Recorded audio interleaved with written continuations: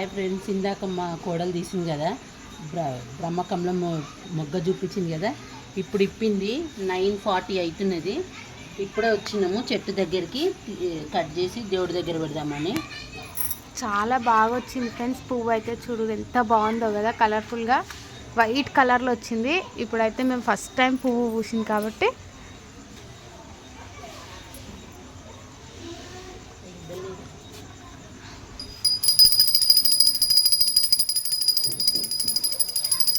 మొత్తం అయితే హారతి ఇచ్చేస్తుంది అనమాట.